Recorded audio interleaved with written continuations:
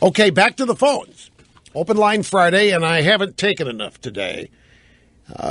So we're going to try to catch up a little bit. Start with Chuck in Colorado Springs. Glad you waited, Chuck. Hello. Thank you so much, Rush, and I really do appreciate Bo letting me get on the air with you. We're out here in the middle of the springtime in the Rockies where we're recovering from a snowstorm, but the sun came out when Bo put me on the line with you, so kind of a good sign. If there's justice in the world, Hillary Rodham Clinton would be living in a van down by the river. But, hold it. You have to slow down, or I'm just going to be guessing at what you're saying. Okay, I said that if there was justice in Hillary Rodham Clinton's life, she'd be living in a van down by the river instead of driving around in that van. But what I called to tell you about today, Rush, was you had mentioned that there's this jealousy that goes on among good-looking women when you're with your wife and everything.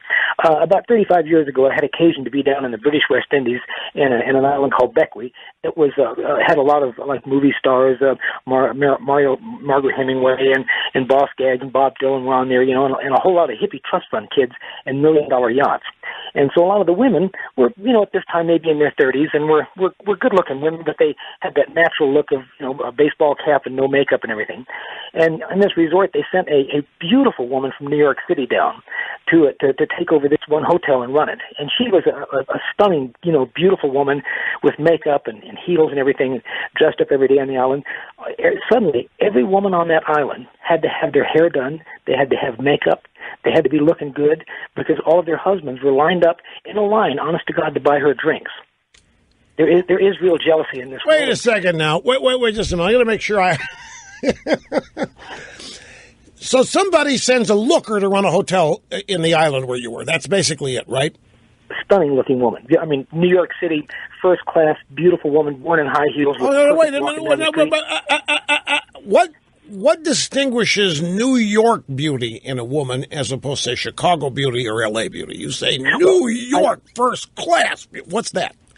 I just use that analogy because that's where she was from, because it was that big city look. Oh, and what's the big city look then? Well, it was, for her, it was makeup. She wore dresses, and she wore heels, and she had her hair done. And now on this island, this was hippie land. And most of the women down there were wearing shorts and no makeup, and like I said, they were in their 30s. I see. So this is 30 years ago, so we're talking now back in the 1980s. So this was in the 70s, about 35 years ago, and I was a younger man then, and this was real hippie land. This is okay.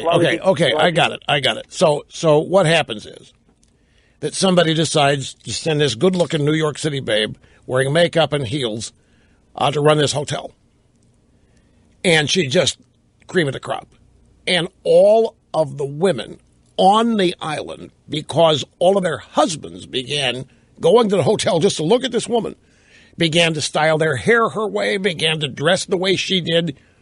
And he's calling here to confirm a theorem stated by me in the first hour, that while men are ogling women that they find attractive, what they don't see is women doing the same thing with much more scrutiny, with much more attention, and in many cases, much more disapproval.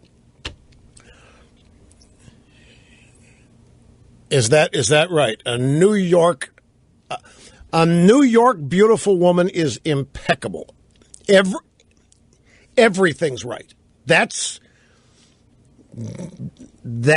what New York beautiful woman means. Impeccable down to the last detail. As opposed to a Los Angeles beautiful woman. As opposed to a Chicago beautiful. As opposed to a Dallas beautiful woman. Oh, New York has more fashion sense. You're agreeing with this premise too? For crying out, everybody in New York wears black, for crying out loud. Black leggings, black. What do you mean New York beauty? Every day and night. Okay, all right. Well, see, I have never heard this. I've never heard that New York beautiful women are the most beautiful women anywhere. Okay, now Friday, the substitute engineer is weighing in on it, saying it's true. Okay, cool. Well, I appreciate, Chuck, you weighing in on this from Colorado Springs.